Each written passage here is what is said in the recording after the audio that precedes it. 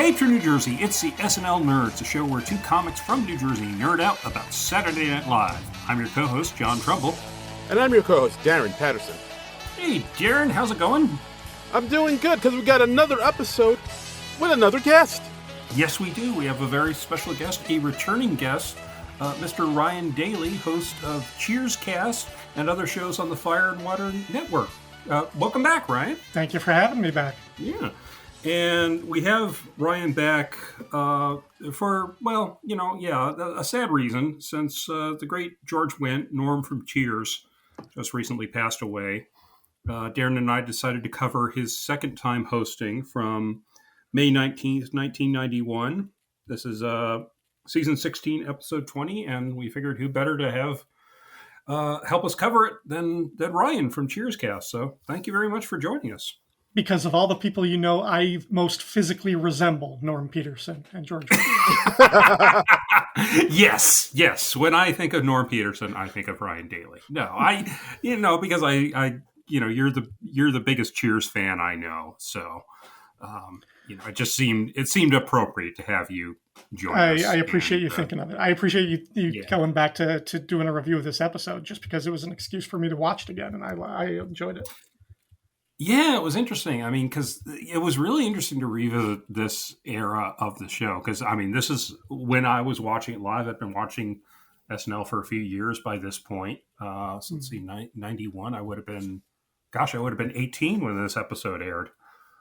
So, Darren, you were watching the show by this point too, right? Yeah, for sure. 91? So either I was getting out of junior high or just about to enter high school. But yeah, either way, I was definitely watching the show. And yeah, you're right. It is interesting to see this. It's interesting to see the show in this season, because it's definitely like the demarcation mark of the old cast and the coming of the new. Like, this is the cast that has both Jan Hooks and Chris Farley and Chris Rock.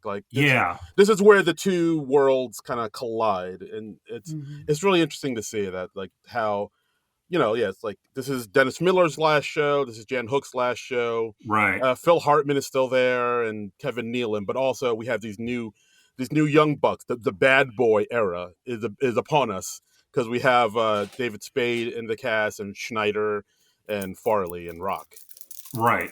And I noticed that Adam Sandler was credited as a writer, but he is nowhere to be seen in the show. You hear Rob Schneider's voice at one point. I don't remember seeing him pop up at all. So they're very much the junior members of the cast at this point. Because, like, at the beginning when Don Pardo is reading everybody, he reads like about 8 names, and then he's like, and then it's like the featured cast, and then they're like, and I guess there's some distinction between those two. But I don't know. Yeah, because I totally forgot. Like, this is kind of the year where Tim Meadows kind of is like one of the new guys too. I was like, Tim Meadows. This is like when he joined the cast. That's crazy. Yeah, young Tim Meadows with the twists, and yeah. Wow. It is, and it was because, like, when I first started watching SNL on a regular basis, it was. The cast was, Dana Carvey, Phil Hartman, John Lovitz, Jen Hooks, Nora Dunn, and all of that. And, like, some of those people had already dropped away. Like, Lovitz had left the show, Nora Dunn had left the show. But, like, Dennis Miller leaving from Weekend Update, he was, like, the guy. And so this was kind of the end of my first SNL cast. So, yeah, it felt very major at the time, I remember. Yeah, no, for sure. Absolutely. So... I don't think I mentioned this was George Wendt, and the musical guest is Mr. Elvis Costello, and this is season 16, episode 20, so last episode of the season. Absolutely. So, should we dive in? Let's dive in. George Wendt. First, before we dive in, Ryan, like, what are your thoughts on George Wendt as a whole? He's a alum of Second City. He starred in a number of movies before Cheers, like Gung Ho. He was in Fletch, which we've talked about on the podcast. But of course, Cheers is the role that he's just, that's just stuck with him for the rest of his life. Yeah. So what were your thoughts on George Wendt? It's it's very difficult, and not just because of my love for Cheers, but it's very difficult for me to separate him from Cheers, to the point where almost whenever I see him in a different role, I'm kind of like, oh, that's odd. Like, that's like my reason. Like, what? Why is he playing this guy named Fat Sam on Fletch? Why is he Macaulay Culkin's dad in the Michael Jackson music video? These are like weird incongruity things. But I mean, I always like them. There's also the connection, and I'll get into this in a couple of minutes when we get later into the show. But there's a Chicago connection. My family's from Chicago. I grew up in Northern Illinois, that area. So I've always kind of like, I was a fan of like the Second City Players, and kind of just by name and reputation. So I always knew that he was part of that. And when we get to that, when we talk about the super fans, I'll get more into that. Yeah, but the one thing that I didn't even really think about it until you were talking beforehand. This was right before I started watching it. In fact, I think the first episode I watched as it was airing was the Michael Jordan episode the next season. Right, again, that was a season premiere of season and again, 17. Being from Chicago at the time, the Bulls had just won their first championship. That was a big deal to see him on the show. So I think that's what started it, because this was my era. Kevin Nealon was my weekend update for a while, like for most of the time I was watching the show. You know, I'm not saying he was the best, but he was my guy for a while. So it's the guy. Sir, I mean, it was. Well, yeah, I'll talk more about that when we get to what update. But it was. Yeah. This episode was kind of a trip because it just reminded me what a different show SNL was back then. But George Wendt.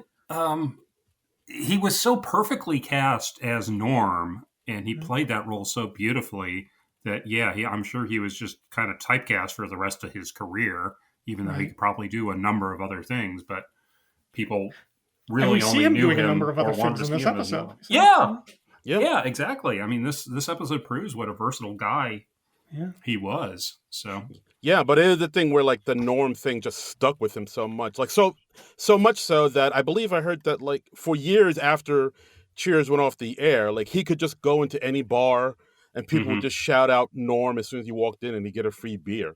Like that stayed with him for decades after the show, and that's I remember some charity show where he did a thing with Gary Sinise where it was like, please recognize that his name is George. He's not Norm. and it was painting it like it was a charity thing. And it was a very funny sketch. I'm sure it's floating around on YouTube somewhere. But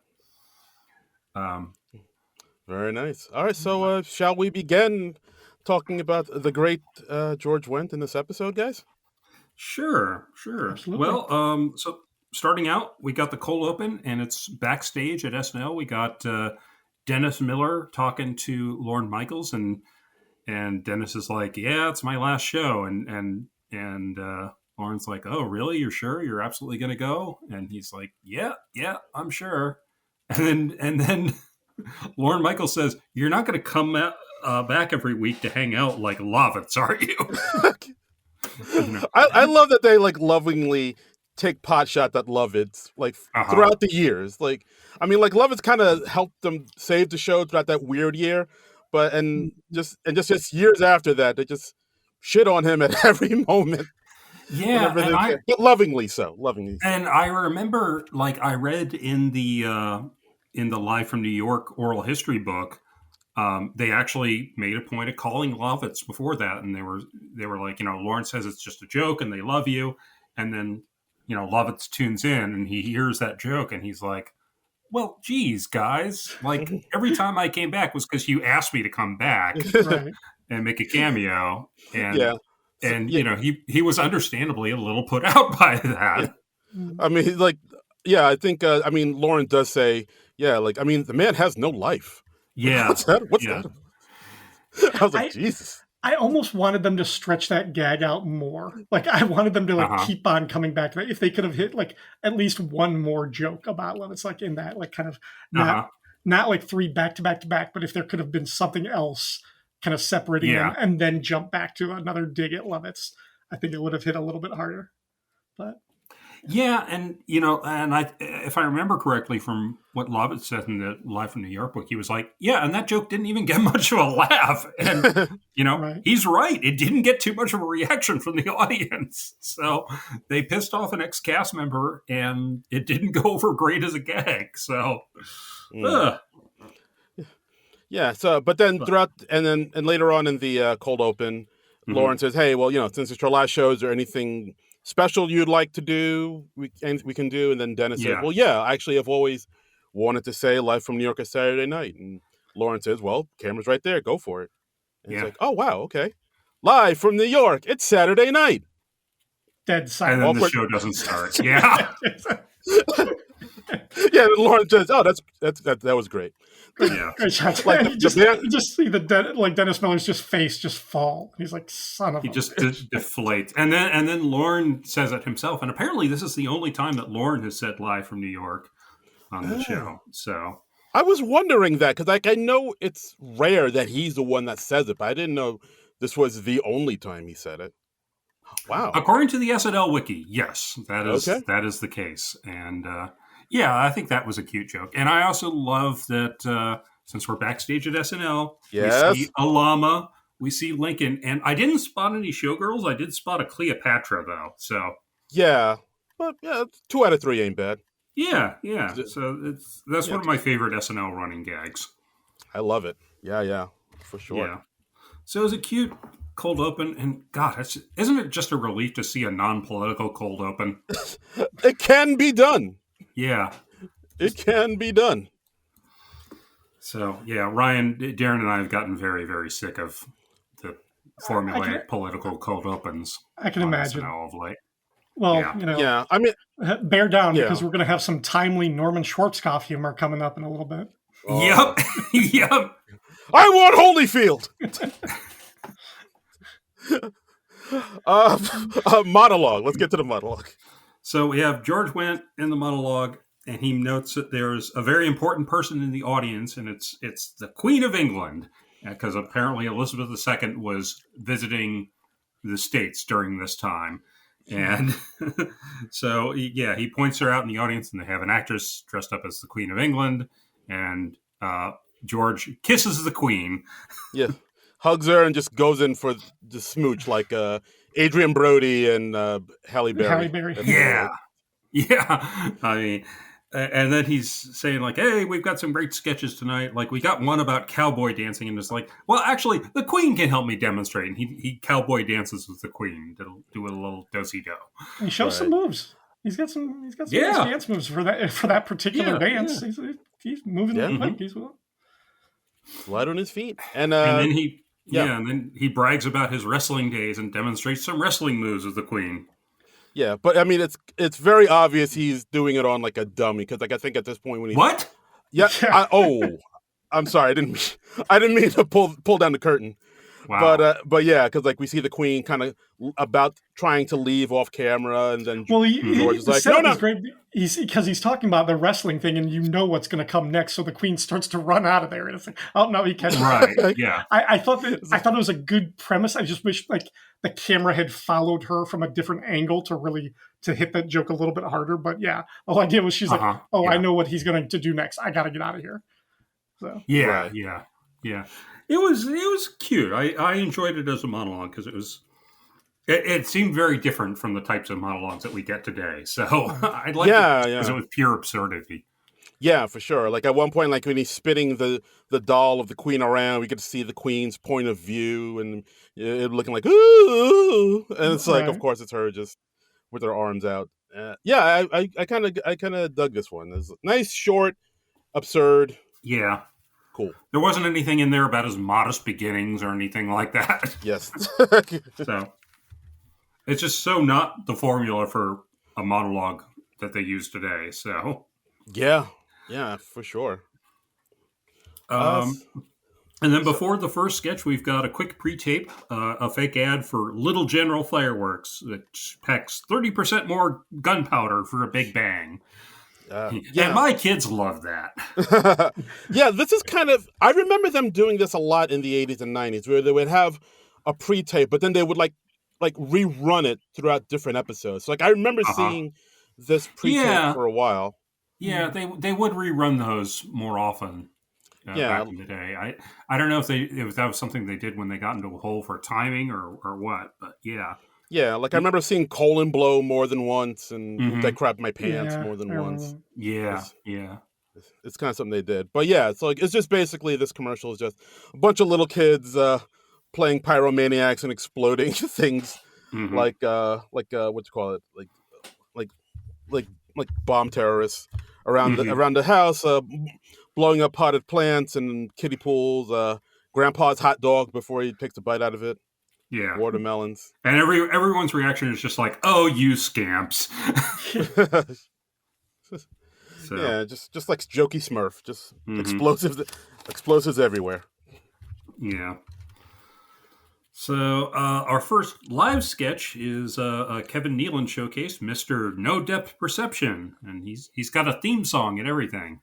Yeah, this was a big deal. Like I remember a lot of sketches having theme songs throughout this era as well. Like we have another sketch with another theme song coming up in this episode. Yeah, I remember that being a thing for a lot of these sketches. It became such a thing that I remember them making a joke in a future episode of saying like, "It's the character with no theme song," and they had a theme song about how the character didn't have a theme song.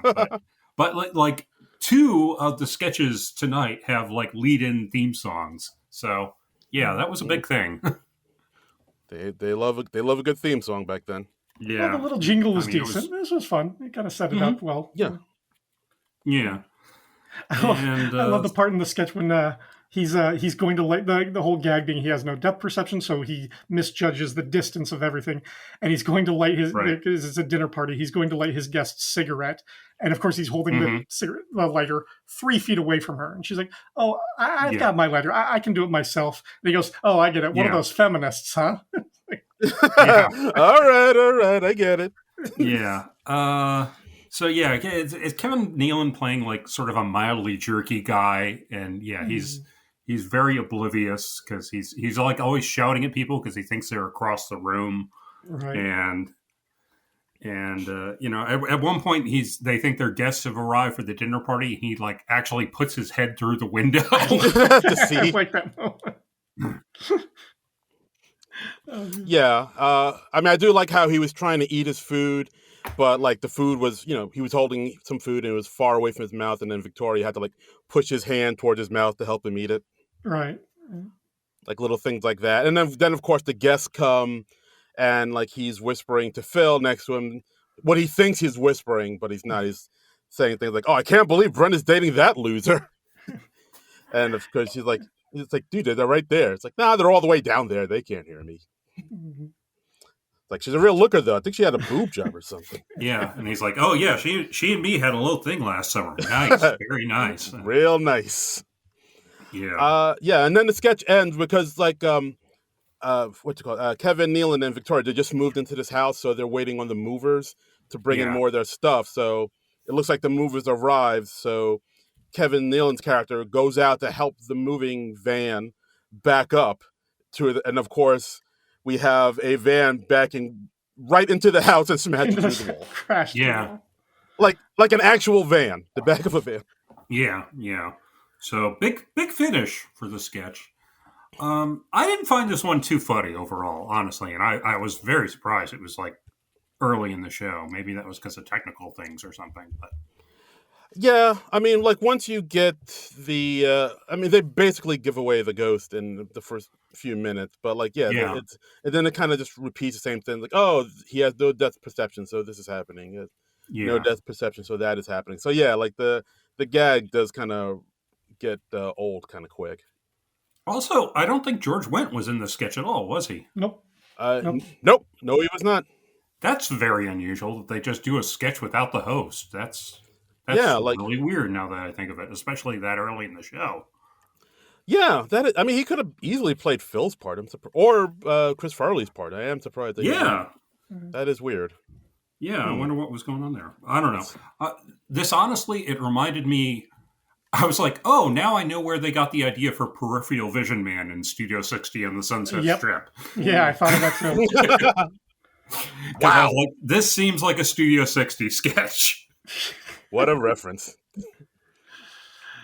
All roads lead back to Studio 60 on the Sunset Strip. They really do. They really do. I mean,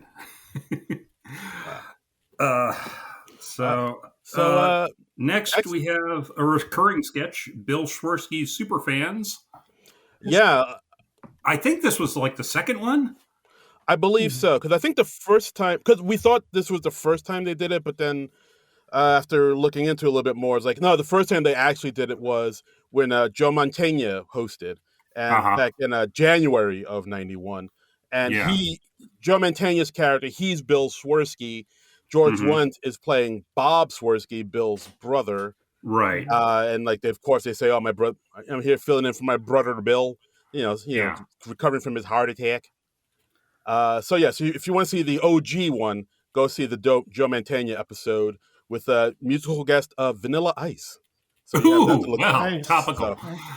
So I mean, but everybody kind of forgets that Joe Mantegna did it first, because George Wendt was the guy they kept calling back to do it over and over whenever they were bringing back the Superfans. So because I think with George, he embodies this character a little bit better, and I think he does a little bit more with it than Joe did. Well, he's a Chicago guy. He's a bigger guy. So is Joe Mantegna. Oh, is he? I thought he was Joe from Mantegna. New York. That's why it started with Joe Mantegna. I can't think of who wrote this sketch or who created it. It was Robert Smigel, I think. And Smigel's one of the performers, and it's very unusual to have a writer in one of the sketches. Apparently Smigel conceived this thing like 10 years before it ever aired, and just like would like put it into like little local shows that he did with Bob Odenkirk, but never thought it would have national appeal, because it's about like a small like cluster like subculture within Chicago sports. But then when Joe Mantegna was on the show, he kind of like pitched it just like, would something like this ever work? And Joe was like, yeah, do it, try it, see if it works. And then it worked at Dress, or it worked at the table read. So I guess I thought Joe Mantegna was from New York because of A Bronx Tale. So same thing, I thought so too. I thought he was a New York guy, because he doesn't sound anything like Dennis Franz. Yeah, but wait, isn't A Bronx Tale, isn't that Chaz Palminteri? I want to say. Oh, that is Chaz Palminteri. Okay, well then I don't know what I'm talking about. But yeah, right. That's a good point. I mean, to have this as a sketch, it's very Chicago centric. So you do have that worry, is like, will this play outside of Chicago? Yeah. And I think it does play, like, for sure. Well, they look, the timing kind of worked out. I mean, I guess that this is 1991 at that point. The Bears had won the Super Bowl, but that was 5 years ago. But I think Mike Ditka just sort of as a physical personality. Mike Ditka kind of loomed large, kind of in the sports world. But this is also like this episode. I wrote this one down. This one aired. This was May of '91. Yeah, like the night after this was like one of the first nights of the NBA playoffs that season. And this is the season where the Bulls would win their first championship and like kind of catapult the franchise and Michael Jordan in particular into the stratosphere as superstars. So they could ride the coast of Chicago. Sports was a thing all of a sudden throughout the 90s, and they could always come back to it with this particular sketch because people understood da Bulls, da Bears, and I've like this sketch, this kind of collection has kind of like lived with me because I know these people. I grew up around these people. Like my uncles were these people. I heard them talk like this, where they always had this hissing S sound after words, like the Bears. Like it was just, oh man! Like I hear my uncle. He talks like that. He looked like that. He had the mustache and the sunglasses as well. Yeah. And this was also a funky sketch because like everybody is made up the same. They're all wearing the baseball caps. They all got the sunglasses and the mustaches to make them look like Mike Ditka. And so they all kind of look alike. We got George Wendt, Mike Myers, Chris Farley, and Robert Smigel. And I remember the first few times I was watching the sketch, I was like, who the hell is this other guy? He never pops up on the show. I have no idea who this is. Because, Robert Smigel was not a recognizable figure in 1991. No. This is before Conan O'Brien. This is before Triumph the Insult Comic Dog and any of the things that Smigel went on to do. Before TV he was Funhouse. just this. Yeah, he was just this anonymous guy in the sketch, and it was like, wow, this is really weird to have a rando writer in here. Yeah, he actually. I was going to say, Smigel said that he liked that his character wore sunglasses because he could read the cue cards really obviously, and nobody would notice. Like, nice. That's pretty smart. Yeah, because I mean, he probably wasn't all that practiced of a performer yet. I mean, well, not on the scale of SNL, anyway. So, I liked the joke about it. They were saying that Ditka was probably helping Schwarzkopf. Yeah, there's a war going on. Hey. Yeah. But yeah, I mean, part of me with this sketch, I did think they leaned into the catchphrase of Da Bears a little bit too much because they were saying it almost after every line, Da Bears, Da Bulls, Da Bears. Yeah, well, I think part of that was they were setting up for the joke towards the end where they were talking about Chicago going up against San Francisco, and they were like, you know who's going to like that? And then they say, Da Queers. And I'm like, oh, wow, 1991 really was a long time ago. Yeah, there's something else that comes in later on. Yeah. Wait till we get to Weekend Update. Holy cow. I was like, oh, yeah, this really was more than 30 years ago. Yeah. But I also did like, because they like to sort of talk about these scenarios, and they're talking about the Indianapolis 500. So they were like, well, what if the Bears were in the Indianapolis 500? Like they rode in a big bus together and entered it. And then Schmeigel says, well, who's driving? Is it Ditka? It's like, of course. Well, yeah, then they'll win, of course. Yeah, because they're given all these horribly lopsided predictions of the upcoming games. Like, the Bears will win 142 to 23. Bulls 402 to nothing. And I mean the Bears fans culture. I mean the physicality they nailed it, and that was a look. You see these people in the stands, and because. Yeah, like the Bulls, everyone liked Michael Jordan, but they didn't have necessarily the fan culture at this point. But as I was saying, I looked it up really quick. Like this episode was right before Game 1 of the Eastern Conference Finals. That was when the Bulls played the two-time defending champion Detroit Pistons, who were known as the Bad Boy Pistons at that time because they mentioned the crap that. out of Michael Jordan. And they hated each other. The Bulls and the Pistons hated each other, and the Pistons had won the championship twice in a row. And this season, the Bulls finally got over the hump, and they swept the series 4-0. Wow.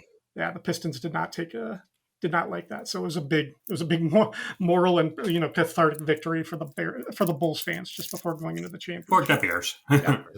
But yeah, I remember how the Bulls pretty much dominated the 90s. I remember in high school just seeing so many people wearing Michael Jordan jerseys and Bulls jerseys or jackets or starter jackets or having the number 23 shaved in their head. It was a thing where people outside of Chicago were wearing Chicago Bulls stuff. It was it was everywhere.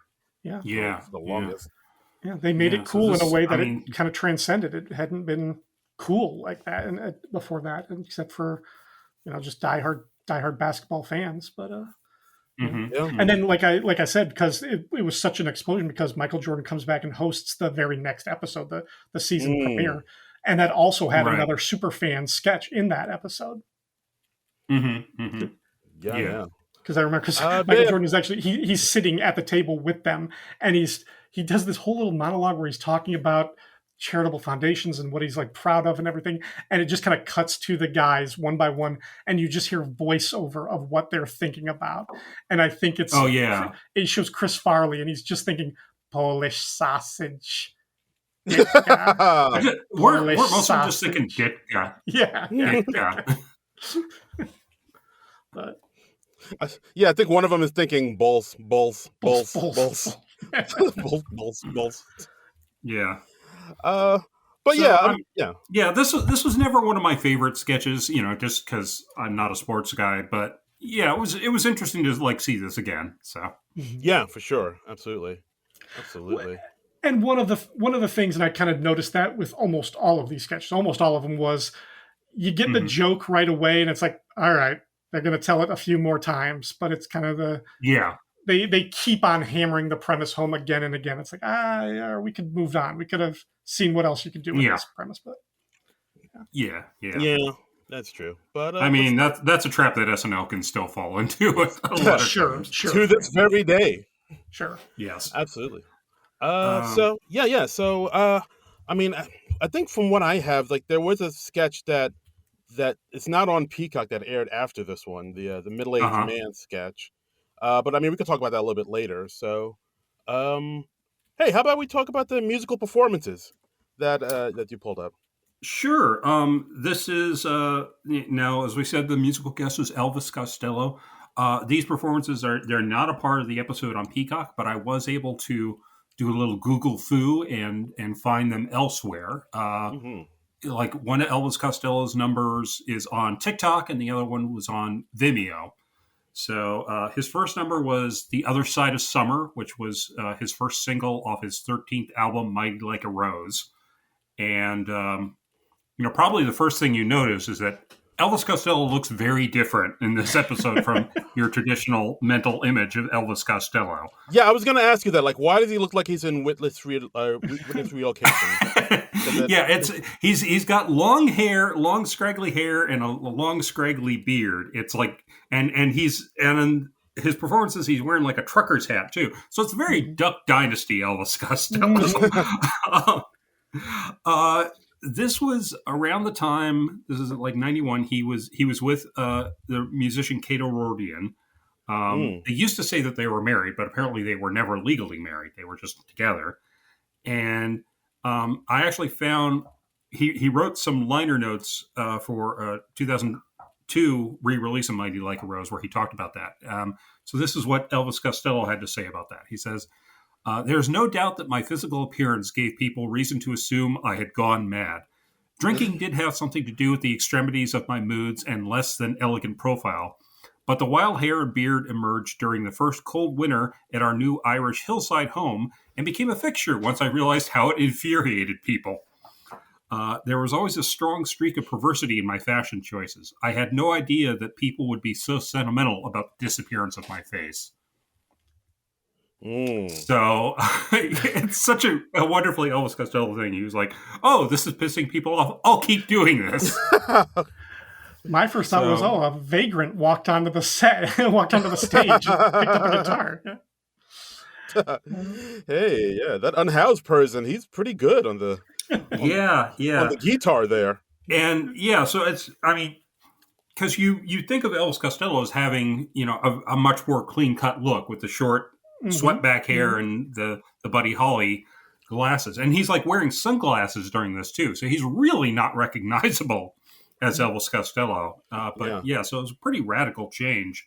Yeah, but I mean, I will say I did enjoy this performance. I thought it was pretty great, and had G. Smith right next to him, just playing some tasty licks. Yeah, it's really unusual because he's apparently Elvis Costello didn't bring his own backing band. This was right after he'd broken up with the Attractions, which was his backing band from like the late 70s on.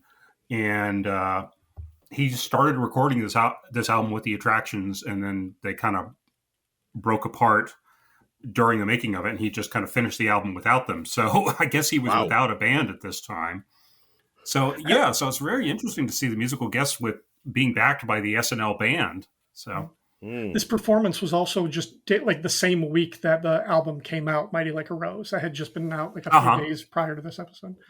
And I mean, it is funny because at first I my mind actually went to a place I was like, is he in disguise because he's not supposed to be on the show? Because I just remember the famous thing where Elvis Costello in his 1977 performance, his first performance, he was supposed to play one song that the studio had asked him to play, and he was going to play Lesson Zero. Stopped. And after a few seconds he stopped and they played Radio, which he hadn't even recorded for an album yet. It didn't come out until later after that show. And Lorne Michaels was so pissed off because it hadn't been cleared by legal. They hadn't rehearsed that song. He had no idea what was going on. And Lorne was like, "You're never." It threw off the timing of the show. And And so I was like, was this his first episode back? But no, I guess he had been on the show 2 years prior to this. No, this was actually Elvis Costello's third appearance on the show. He was back in an episode that was hosted by Mary Tyler Moore. And I remember that because of the way she introduced him at the end of her monologue. Because when he appeared, the Mary Tyler Moore episode, it was the week after Matthew Broderick hosted, and they did the penis sketch, where they're at the nude beach. And like, hey, penis looks great today. Oh, hey, small penis there, dude. And they say the word penis like something like 37 times. Co-written by Conan O'Brien, by the way. And and so when Mary Tyler Moore came out the next week, she had this reputation as sort of the goody two-shoes type. She talks about how they did a sketch where they said the word penis 37 times. And then at the end of her monologue, she says, "We have a great show. Elvis Costello's penis is here with us, so stick around." So that was his. I think he must have been promoting. He was probably promoting Spike around then. I can't remember. No, it might have been a little early for Spike. Anyway, doesn't matter. But yeah, so he came back a third time here. So and. Yeah, this was fun to revisit because this was like when I was first starting to get into Elvis Costello in a big way. So this was funny. And his second number, "So Like Candy," it's a sort of ballady number from the album. Probably the most notable thing about this song is it was co-written by Paul McCartney. Yeah. Wow. Really? Yep. Yeah.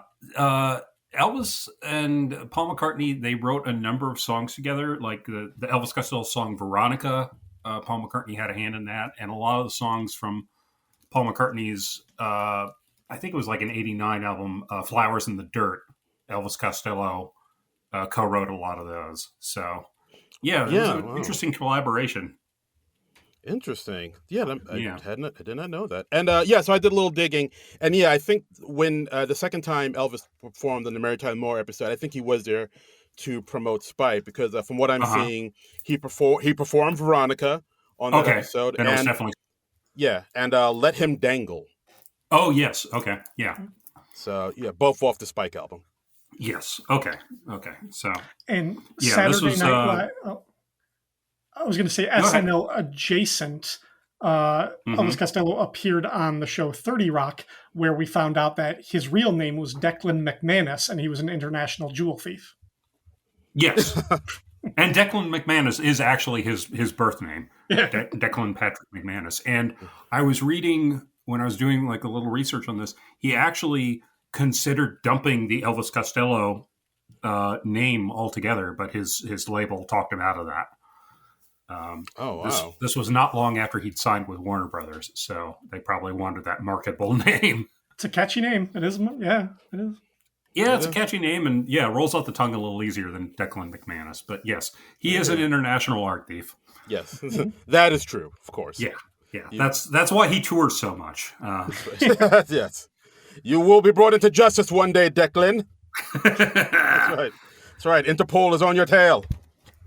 But I enjoyed this. It's fun to see him. I wish SNL had brought him back a few more times as a musical guest. But both performances I thought were pretty great. I enjoyed them. I enjoyed them both greatly. Yeah, I like the contrast, the up-tempo rock song first, the pop one, and then the So Like Candy, the ballad. I've always loved that song. I've always thought that was a really pretty song. Yeah, it's a sort of jazzy ballad, and I like it. It's not one of my favorite Elvis Costello songs. I like the rockin' numbers more, his lyrics are always incredible.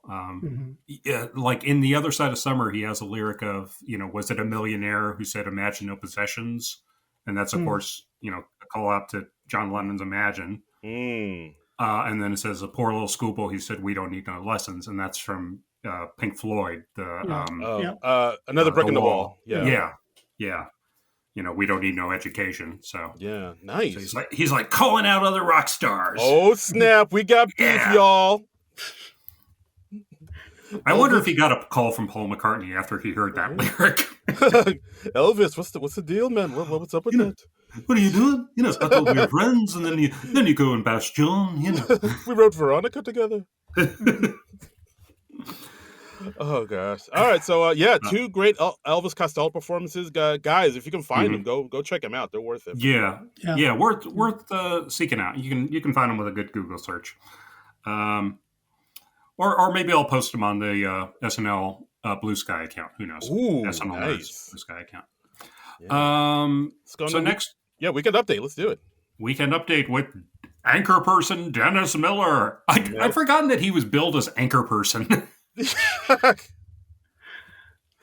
Yeah, I've totally forgotten that. Yeah. Is he like a they them? Why are they calling him anchor person? That's interesting. I guess just because the term anchor person was becoming more predominant at the time or something, and so he's goofing on that or something. I don't know. Yeah, I guess so. I don't know, but yeah, what do you think? Ryan, what are your thoughts on Dennis Miller? Like, have you always liked him or no? Or what are your thoughts on him? Did you used to like him, but now you don't? Yeah. I'm going to withhold my thoughts on him contemporaneously, like my thoughts on the Dennis Miller of today.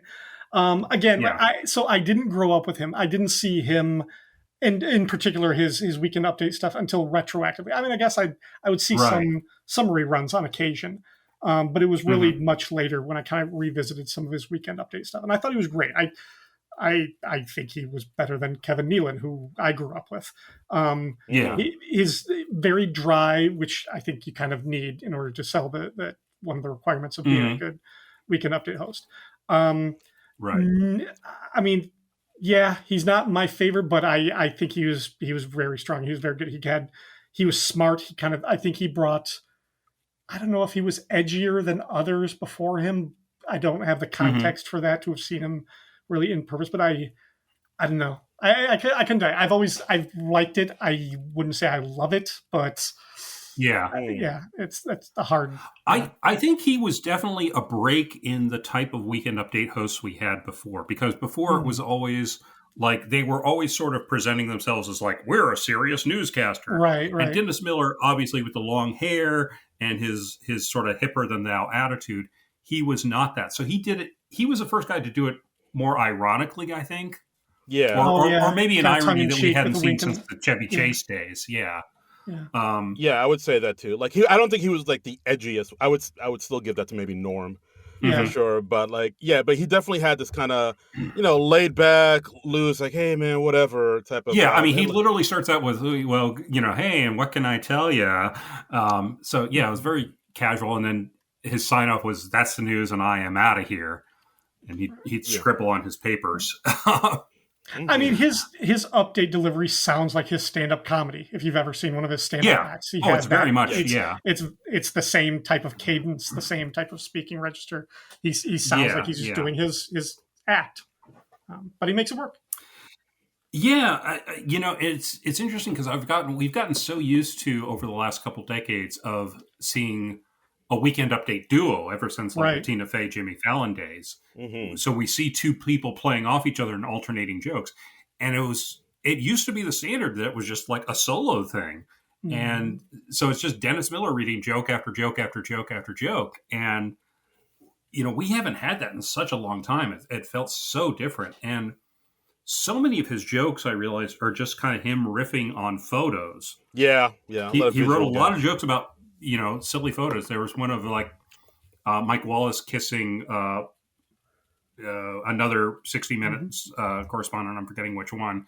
And he made the joke. He was like, oh, he was blowing up this morally safer blow-up doll or something like that. Yes, I remember that.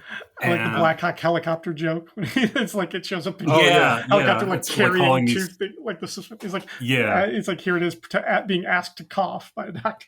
Yeah. So it was a lot of visual jokes. I mean, it's very different than the types of update jokes that we get today. So for sure.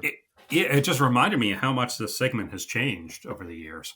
Yeah, there were a few good jokes in there. I liked, talking about how Bush lost 10 pounds in 3 weeks, and he hopes to lose another 165 pounds by. The picture with of him photo and Quail. of Quail. Yeah, that was good. Yeah, it's like, oh yeah, cool. Like, oh yeah, Quail. I remember him. Yeah, remember when misspelling the word potato was a big scandal? Simpler time. Yeah. They're going to release the Nixon tapes, and if they do well, Nixon might drop a new album this fall. That's a good joke. Yeah, I like that a lot. Yeah, I and We had a couple death segments. We had Chris Farley as General Norman Schwarzkopf, because this is the days of Desert Storm and all that. And apparently Schwarzkopf got some bad press because he used the term fairies in a press conference. Yeah, like he called insiders who criticized the army military fairies, which I don't remember this at all. But I don't recall this at all either. But yeah, so wow. Yeah, and so based off that, they had Chris Farley come out and kind of give his side of the story as Schwarzkopf, talking about how he's from New Jersey. Schwarzkopf was born in Trenton. And I was speaking colloquially, like how, back in Jersey, we called the Staten Island Ferry the Staten Island Gay Boy, which I was like, all right. and then we did call it the Tooth Fairy. We called it the Tooth F slur. And I was like, holy shit. Yeah, I'm Gen X, and so and that made me clutch my pearls. I was like, good Lord. And it is uncensored on Peacock. They do not bleep that retroactively. I guess they don't want to do the retroactive censorship thing, but wow, that was shocking to hear. Yeah, it really was. I was like, Jesus Christ. And it's just like they're just using it so casually, and like really the use of the word was the joke, and that was just one of those moments that made 1991 feel like a million years ago, Yeah. There is no way they would do that joke today. Yeah, but then after that he says, well, don't let this controversy take away from the fact what me and my team have done. Let diminish the fact that our forces kicked the Iraqi butt, and we would have personally beaten the tar out of all of them personally. And I'll tell you something else. I won Holyfield this summer, Atlantic City, Taj Mahal. And he rips open his shirt, and he's got a Schwarzkopf Holyfield T-shirt underneath. So yeah. So I did like how the way this segment started was a little iffy, but it ended strong, where it's just turns into this boxing promotion thing where he's like, you will take your punishment, Evander. You're going down. Yeah. I remember seeing this segment before, but they never they always cut off that first part with the fairies, but then they showed, and now I know why. It's like, oh, but the second part. Sure, yeah. I think they, and I don't know how much Farley had been on the show prior to this, because he was still in the guest or the featured at this point. It couldn't have been that long. Yeah, but I think they probably maybe found his niche with the sketch, because they're like, okay, you got a very limited amount of space, physical space, and you need to move your body as much as possible, as fast as possible in that limited space, and just see what you can do with your arms. They can't move more than a few inches away from your chest, but move them a lot, and he just does that. Yeah. So apparently, Farley auditioned for SNL in 1989, and he was granted junior cast member status for the 1990 season. So he'd been on the show for, going on a year or two at this point. Okay. So I mean, he was probably, I think he was bumped up to a full cast member. Yeah. Yeah, he is. He's in a good number of them. But and I think his performance really elevated this segment. I mean, he's thrown his all into it. No, for sure, absolutely. For sure. And then next up, we have another death segment. We got Mr. Chris Rock, because we mentioned how Bush, there's talk, at this point there were talks that Bush would drop Quayle and pick up Colin Powell as his VP pick. Right. And then we get Chris Rock's thoughts on that, and him saying basically it won't happen. Why there will never be a black vice president. Never in our lifetime. Never in our lifetime. Nope. Never going to happen. Because some black guy would just shoot the president. Yeah. He's like, I would do it. I would shoot the president and tell his mother about it. Because then I'd go to prison, and I'd be treated like a king by all the black prisoners. Or be pardoned by the first black president. Yeah. And I can't help but thinking that he was voicing what were actually some unironically legitimate concerns amongst some white viewers at that time. Probably. Probably. Yeah. I mean, I enjoy. Maybe not white people watching Saturday Night Live, but I'm sure there were whites who were probably thinking exactly what he was saying. But it's very much a Chris Rock stand-up bit. I think he might have even done these jokes in one of his specials. He did. This exact same joke is in Bring the Pain. Okay, yeah. So Just like, him striding back and forth across the stage. yes, I Become kill the back. I do it. I kill the president. But I it's that like when the young, sketches skinny, mustachioed Chris Rock too. Mm. It just I'd kind of forgotten that he'd ever had a mustache. Yeah.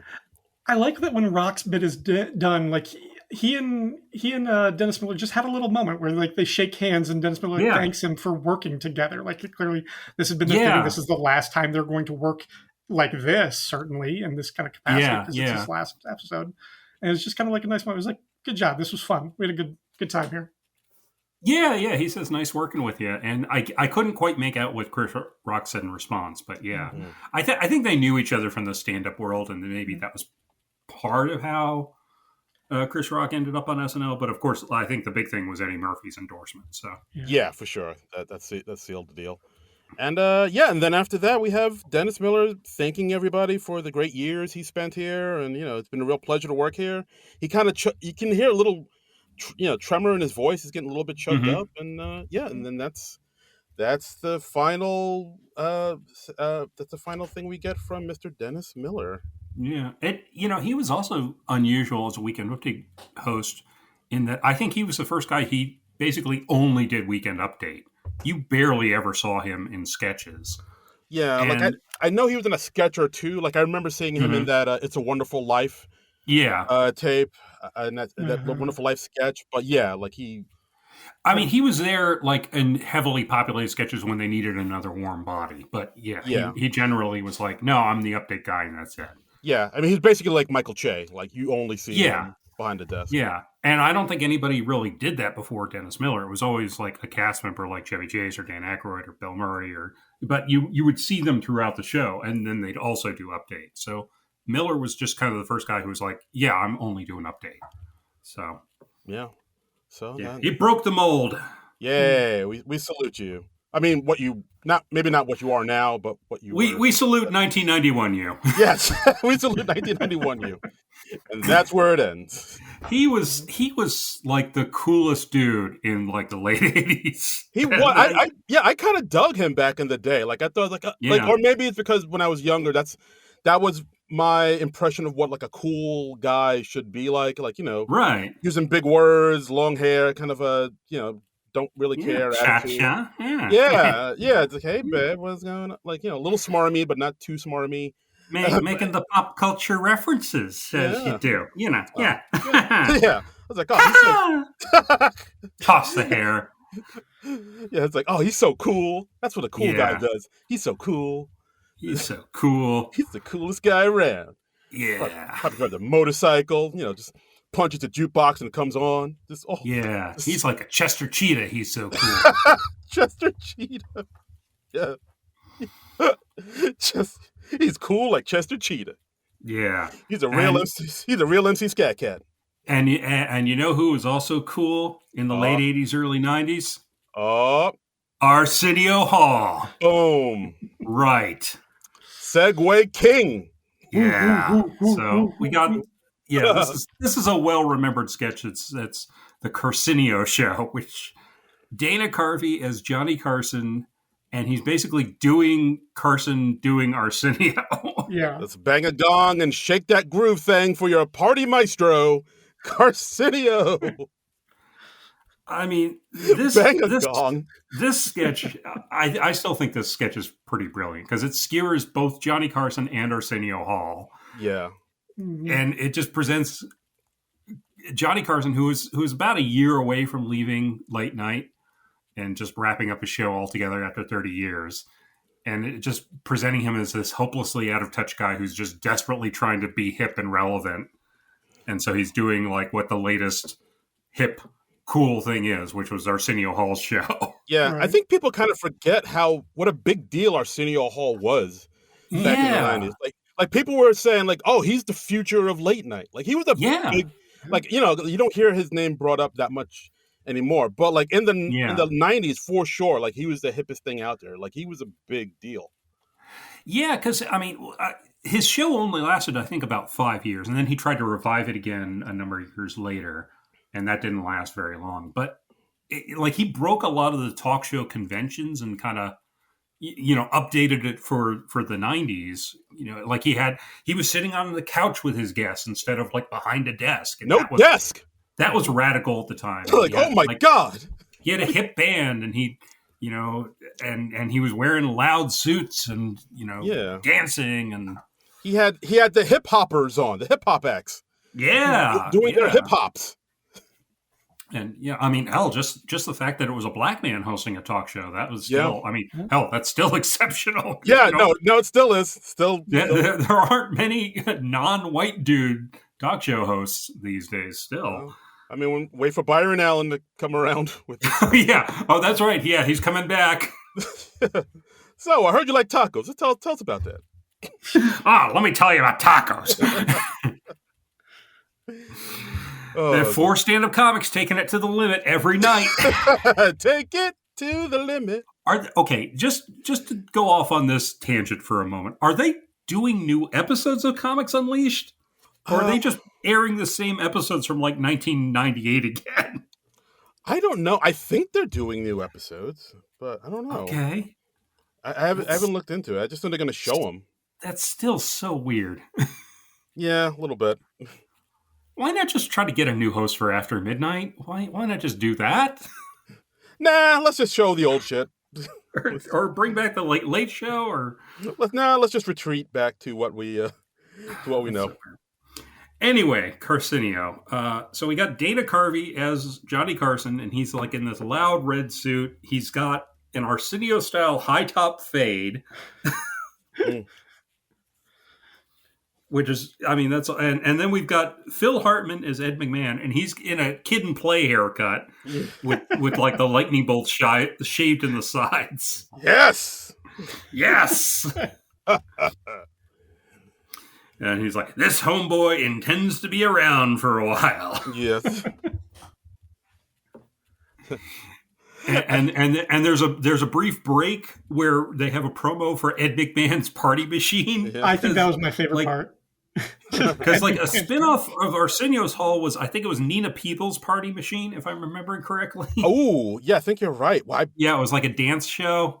I barely remember that, but yeah. So that they were spoofing something, you know, specific here, but just Ed McMahon. Yes. Tonight, Belle Biv DeVoe. Yes.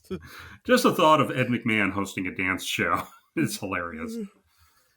Yes, and I don't know why I chuckled at it, but like when he was introducing who was going to be on the show, he had like the band play some funky bass and saying, you know, Buddy Hackett is in my house. Yeah.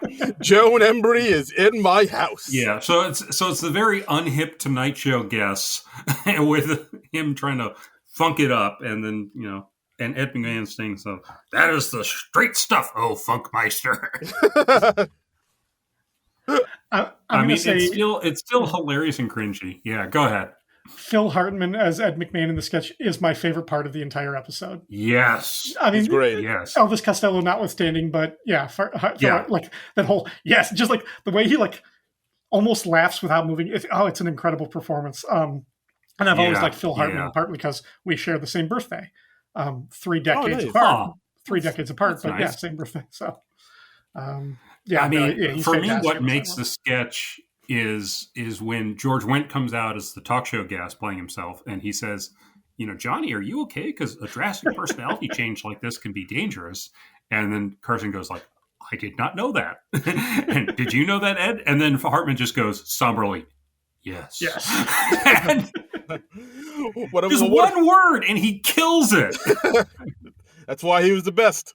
He was the glue, man. I mean, Hartman was just so brilliant. Yeah, but then Carcinio pushes back and saying, well, what about all these people in the audience? I just go whoop, whoop, whoop, and they go whoop, whoop, whoop, whoop, whoop. Yeah. And then Wendt says, well, yeah, those people they're morons. Yeah. Yeah. I mean, they are.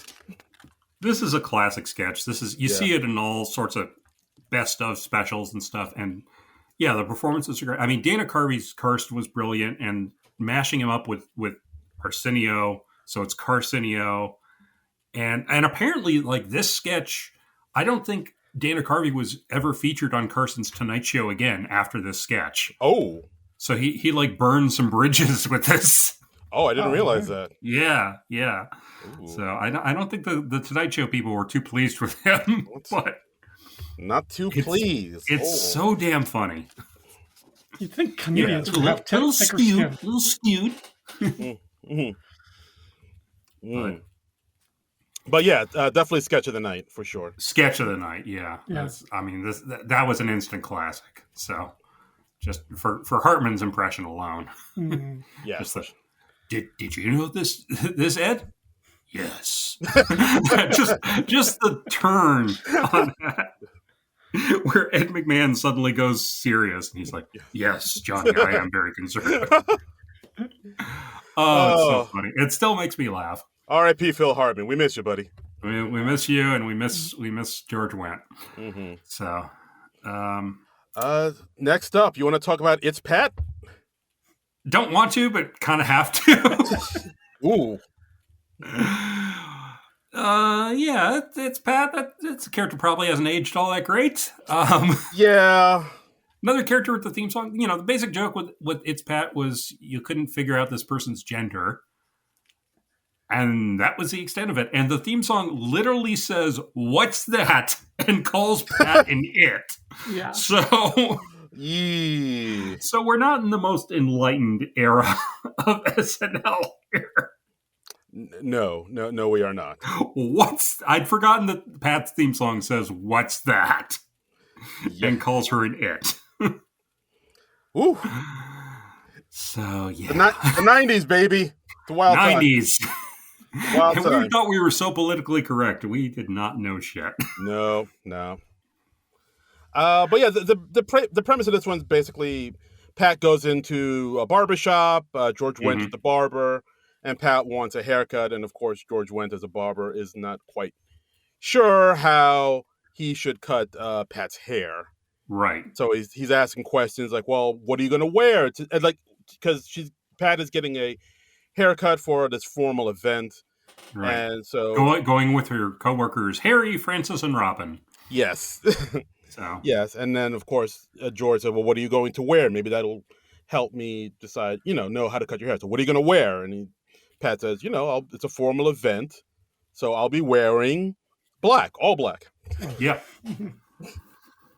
And then he gets a little clever. He's talking about how baldness is hereditary, and it's the female carries the genes. He's like, "So if you ever have kids, would you be worried that your son might go bald?" And Pat's like, "Oh, what kind of question is that? No, both my parents had luxurious heads of hair." Yes, so. And I did like the point where at one point George tries to give Pat a magazine to read. It's like, "Would you like Sports Illustrated? I have Glamour too." Yeah. And then Pat's "What about People?" It's like, all right, that's kind of clever. Mm-hmm. Yeah, and then basically it ends with George just giving Pat a little bit of a trim.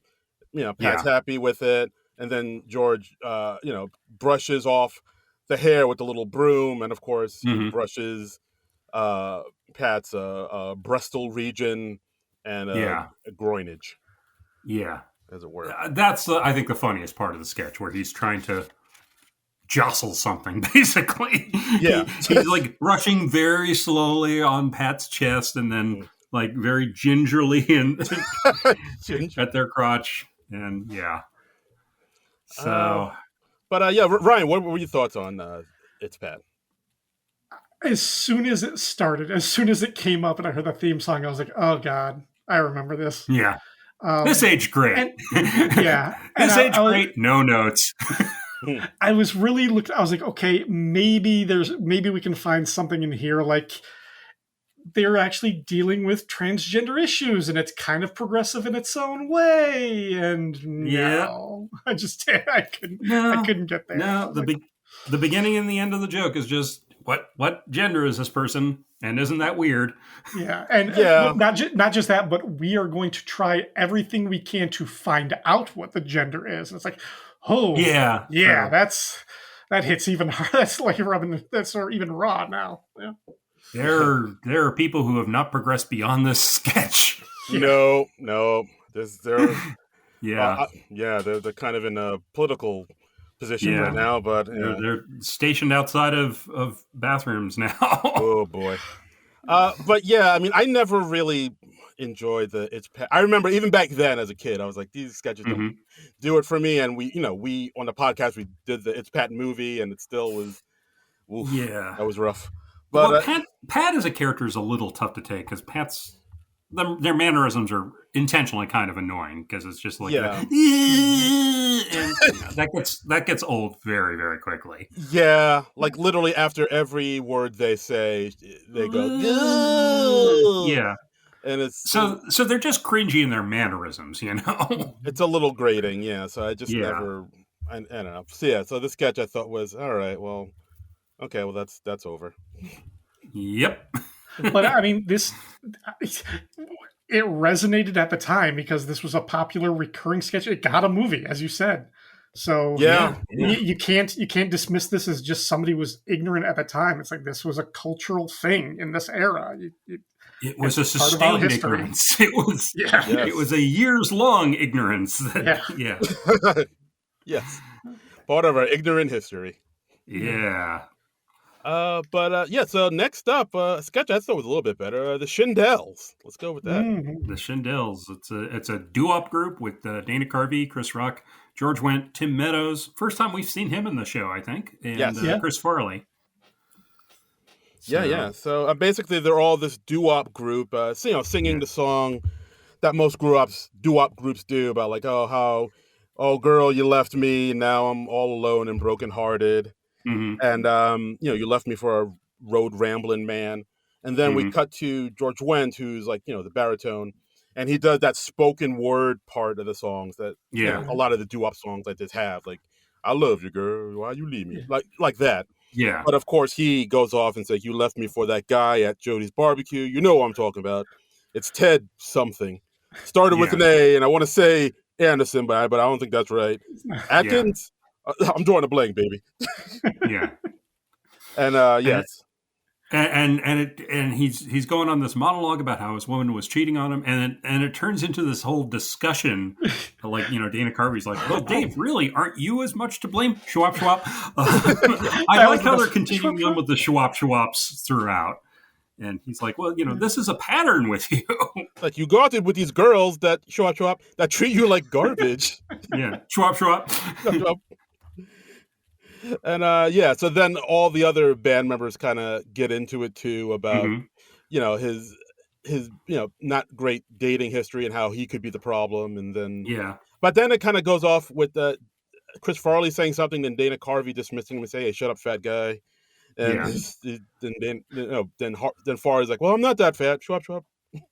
And then they go back and forth. It's like you're George Wendt says something, Chris like, you're as fat as me. And then they say, like, the whole group together goes, maybe fat. Like, yeah. I thought the timing on this one was really, the timing on this one was great with like the schwab. I thought they did those really effectively, with one exception. I think it was the first time when it goes to George doing the spoken word part, you hear somebody, and I think it's Chris, do the schwab, and he's the only one, and I think he came in early. I think he messed up that part, but other than that, I thought this was probably my second favorite sketch total. I think the camera work could have been a little tighter because, like, towards the end, there's a joke where there's a cut to Chris Rock's character when we find out that he was one of the guys that George Wendt's woman was stepping out with, and I feel like that could have been like a little tighter, and it could have hit a little harder with the camera work. But still a funny sketch and a funny idea. I dug it. It is a type of sketch where the timing on this one is everything. Like, if you like, I can see the timing on this one can be really tricky to nail. Yeah. And but yeah, I like the premise of it. I actually like the sketch a lot more than I thought I would. I was like, because they don't really show this sketch in reruns a lot. I don't even remember seeing the sketch the first time. So I remembered it. I remembered it. It's funny that I remember this show from 1991 better than I remember shows I probably watched earlier this season. But I was like, don't you remember the Mikey Madison episode, John? Yeah, but I mean, I think it just goes to show that one, my memory sucks, and two, everybody's golden era of SNL is like when they first started watching it, when they were in high school or college. Mm-hmm. So, yeah. So, fair enough. So, let's move on to the Burger Barn sketch.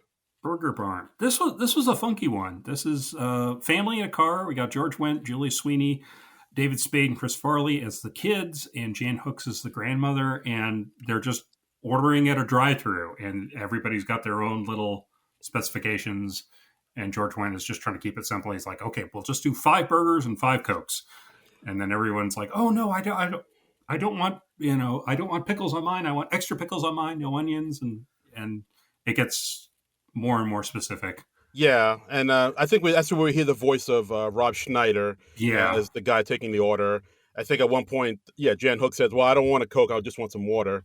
And then the guy's like, "Well, if I can give you water, but I got to charge you for a Coke." And then she's like, "Well, then just give me a Coke. I'll take." And then it gets more and more convoluted. The way I didn't even take notes for this one because I at one point I think I give up. This is such a wordy like writer's sketch. So much wording happening in this sketch. It's hard to describe. My big takeaway was at the end they said, okay, 5 burgers and 5 Cokes, and the price is $11.65. I was like, holy shit! Oh, I'm going there right now.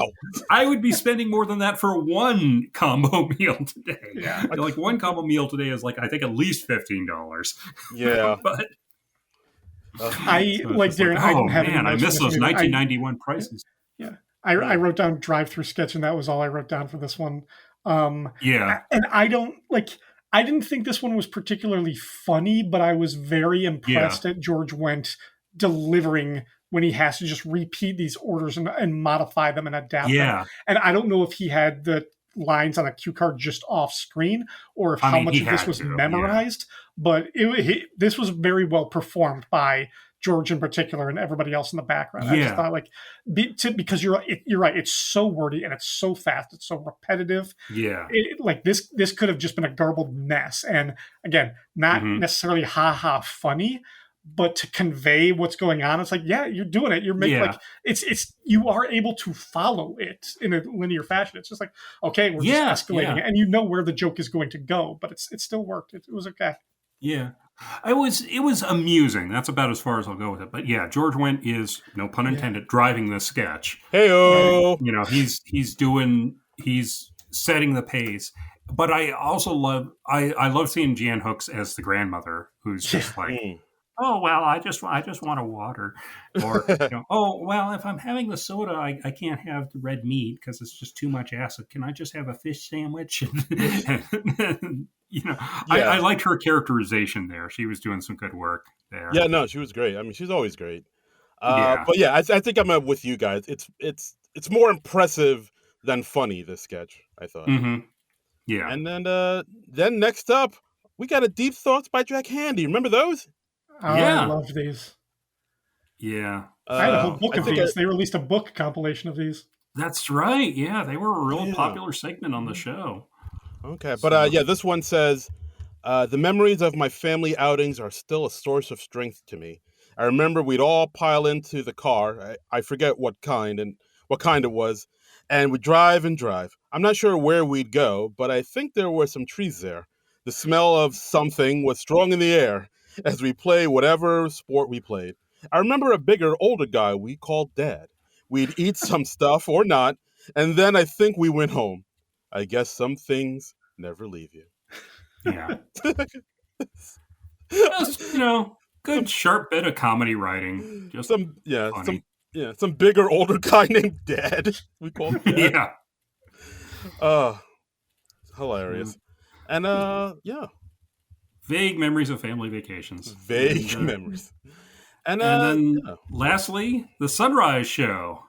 Mm-hmm. So this one was a quick one. So it's Jan Hooks as the daytime talk show host, and she brings on Graffy, or Leon Graffenberg, who is a children's song writer. But in the twist here is like, no, I want to make songs for adults now. Right. This one. And this is Jan Hooks' final sketch as a cast member too.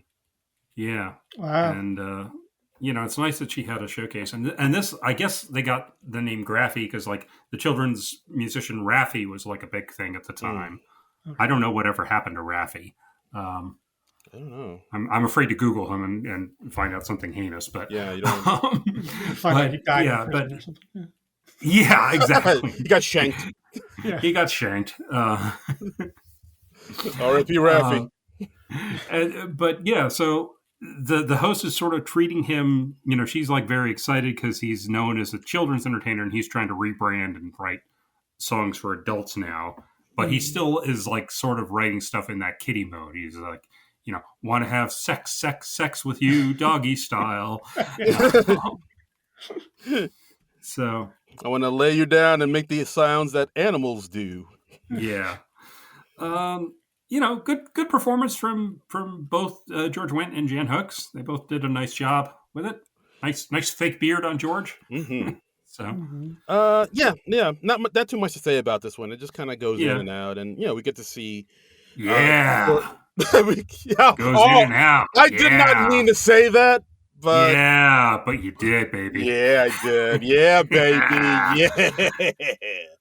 But either this sketch I thought was it ends pretty quickly, and we can see George Wendt do a little bit something different than the normal George Wendt stuff. Yeah. I feel like he was generally well served in this episode. I do too. Yeah. He got to sing. He got to dance a little bit. He got to kind of like take lead. It was this was. We got to see some faces that we don't see from Norm every now and then. So that was in terms of a showcase of that. This was pleasant. Yeah, I would say so. And that's our episode. Overall, I think it's a pretty good way to end the season. Nothing totally bottomed out. Even the It's Pat, which probably I thought was I don't know, maybe either that or the No Death Perception were probably the weakest two. But even then, those two aren't like total clunkers. They have like a little something redeeming. Yeah, I mean, there was something that was amusing in most every sketch. So yeah. For sure. But there was two sketches that weren't in the Peacock version of the show. There was an episode they put in a sketch of I'm Chillin' with Chris Rock and the Chris's, and I don't know. I've never was a huge fan of these sketches because like it seems like the majority of the sketch is just them making puns on hip hop street culture, but the sketch itself isn't really. There isn't too much meat there on the bone, I guess. It's all frosting and no cake type of thing. And then, like I mentioned before, the middle-aged man sketch with Mike Myers, the middle-aged man character he would bring in for once in a while. It also had Jan Hooks as independent widow and George Wendt as retired man. No, Chris Farley is drinking buddy? Oh, wait, no, there he is. Yeah, I see him. He's in the sketch too. Drinking buddy is there. Drinking buddy. Yeah. I kind of liked Middle-Aged Man. Middle-Aged Man was neat. Yeah. What are you looking at? You're looking at my gut. Oh, yeah. A middle-aged man. Yeah. Middle-aged man. See, another theme song. Yeah. They did love the theme songs. But yeah, overall, not a bad episode, I thought. And with, of course, Carcinio being the standout. Yeah, that's far and away the best sketch of the night. So for sure. So yeah. And I guess that's our episode. Ryan, thank you so much for joining us on this little retrospective. Celebrating the life and times of Mr. George Wendt. Anything you want to? Uncle of Jason Sudeikis, which you probably mentioned. Of course, Uncle of Jason Sudeikis. Any parting words you would like to say about Mr. Wendt, and where can the people find you, and on the social medias, and if you like anything, if there's anything you have to promote, of course. Yeah, well, you can find me as the host of Cheers Cast, where I go through one episode at a time covering my favorite TV show of all time, Cheers, which featured George Wendt as the immortal Norm. I will be starting season 9 of that within a couple of weeks or a month, and I'll have some thoughts to say about him in his passing when we get to that. You can find that on the Fire and Water Podcast Network and other shows that I've got there. Don't bother finding me on social media. I don't really like to engage with people that way. I mean, I'm there. I just don't like it. But thank you for having me on this episode. It was nice to. I wouldn't have thought to go back this deep and like look at an episode from this era, but it was fun. It was a little bit of a time capsule to go back to these cast members that I remember and this era that was very kind of formative. And to see this, it was nice. Thank you. Yeah, definitely. No problem. And that's our episode. As always, you can follow us on Blue Sky, because fuck Twitter, at SNL Nerds. Bam!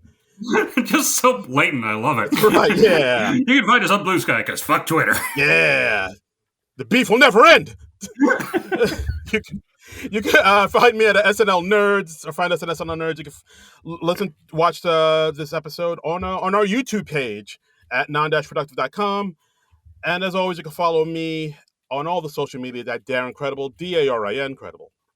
And you can follow me on the socials at Trumbull Comic, TRUMBULL, and the word comic. And follow me there. I also occasionally pop up on Cheerscast. So keep an ear out for me there. So because it's a fun show. Even when I'm not on it, it's a fun show. Yeah, absolutely. So should we let the people know what we're going to do next week? Should we give them a little tasty taste? Yeah, just a little tease. Mm-hmm. You know. So next week we're going to talk about the movie that dropped on Hulu earlier this month, The Summer of +69. With Chloe Fineman, Paula Pell, and Alex Moffat. Yeah, so a lot of SNL people involved with it. Mm-hmm. So all I know is it's about a young girl, I think in high school, looking to lose her virginity, and she goes to a local stripper to get sex advice, and that stripper is played by Chloe Fineman. Yes. So exactly, and wackiness ensues. Wackiness ensues. You befriend a stripper, wackiness ensues. Yes. So, and I know Alex Moffat is playing the DJ at the strip club. Yes, and Paula Pell plays in like an older stripper, I believe, named Betty. Oh, cool. Named Betty Spaghetti, if I'm not mistaken. Oh, I didn't know that. That's cool. Okay, looking forward to that. So Summer of '69 on Hulu now. Well, watch it, and we'll hear us give our thoughts on it next week. So that'll be next week on the SNL Nerds. So join us for that. But until then, Nerds out. This has been a non-productive media presentation. Executive producer, Frank Hablawi. This program and many others like it on the Non-Productive Network is distributed under a Creative Commons Attribution Non-Commercial No Derivatives license. Please share it, but ask before trying to change it or sell it. For more information, visit non-productive.com.